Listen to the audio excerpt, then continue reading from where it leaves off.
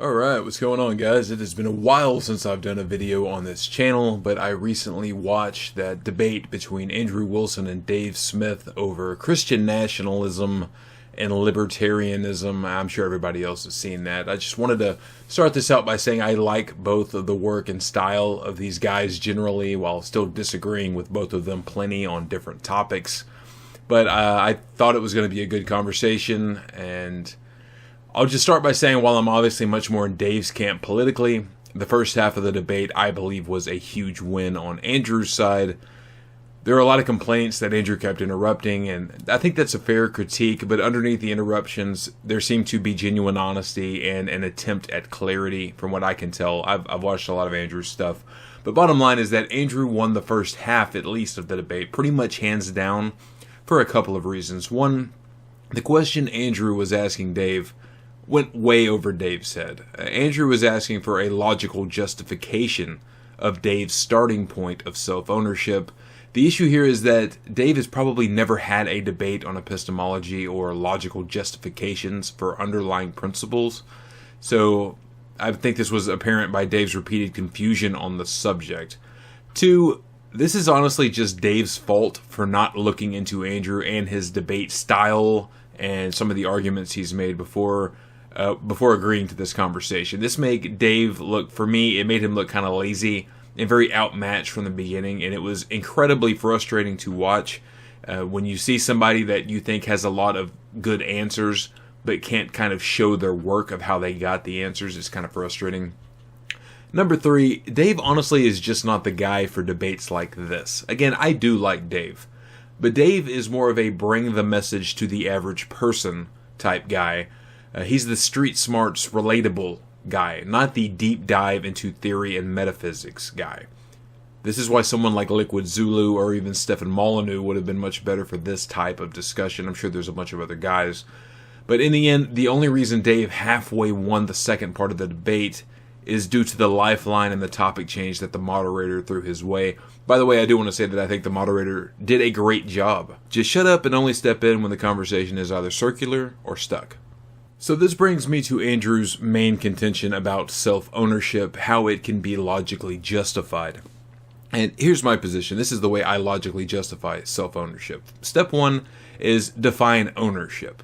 The typical libertarian understanding of ownership, and it ties pretty closely into a general definition of ownership, goes as follows: the exclusive right of use or control over a thing. A side note here is that ownership ultimately must be exclusive right of use or control, because if multiple people claim ownership of a thing, only one of them could ultimately have control and right of use if a conflict were to arise between the group of people who supposedly own or control the thing. This leads us into another conversation entirely, so for the sake of this argument, I would just leave that alone and move on. But yeah, I would definitely say ownership must be ultimately exclusive, because it will ultimately come down to one person exerting use or control over something. Two, since ownership means the exclusive right of use or control over a thing, this means there are only three possibilities when it comes to self-ownership. A, no one owns you. B, someone else does own you. Or C, you own yourself. The problem with both A and B is they face logical contradictions within this argument for the following reasons. If either no one owns person A, or someone else does own person A arguing against self-ownership would be creating a contradiction by utilizing the right of use or control over person A's own faculties, mind, body, etc., just to bring forth the argument. This creates a performative contradiction. On a side note, if the agreement is even as simple as you and I are having a conversation, this presupposes self-ownership in and of itself. What are you and I, if not individual entities, exerting the exclusive right of use and control over our bodies and minds to engage in conversation? One essentially couldn't engage in any action without presupposing self-ownership. Ownership, again, meaning the exclusive right of use or control, in this case, over one's own self. If you need another logical demonstration of self-ownership aside from this example, there are some other examples of it in this debate. Andrew apparently accepts free will. So it's kind of stunning to believe in free will and not accept self-ownership. Granted, Andrew believes this free will was given to him by God, and no doubt the introduction of an omnipotent supernatural being we can't test or even verify would complicate things in ways that no other entity actually could. But even if this God did exist, Andrew is still utilizing an exclusively human right of use and control over his faculties to engage in not just the debate, but merely just his continued existence. That in itself is evidence of self-ownership. And there are other points that I could go over here where I think Dave's position is correct, or at least closer to correct. But I'll be honest, he dropped the ball quite a bit, especially on things that should have been slam dunks for him, like taxation is not always theft because it depends on where it goes. That completely undermines the entire definition of what theft is, because if theft is having something taken from you that you justly own without your consent, then all taxation would fall under that. It doesn't matter where it's going or what it's going for. Also, Dave even kind of caved on this. Conscription is sometimes justified. I think Dave even said he thinks conscription is sometimes justified. I find that incredible, considering this is a guy who's arguing for self-ownership.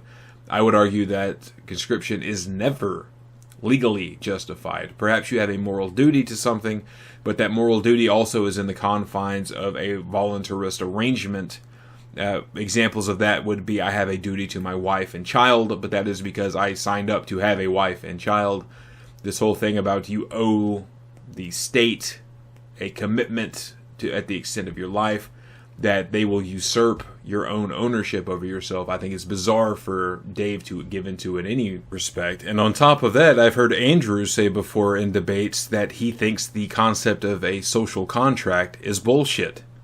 How do you square these two circles? How do you have an obligation to the state to be conscripted if they say they need you versus the social contract being bullshit? I find that to be bizarre as well. But that leads us into a whole other heap of conversations and debate.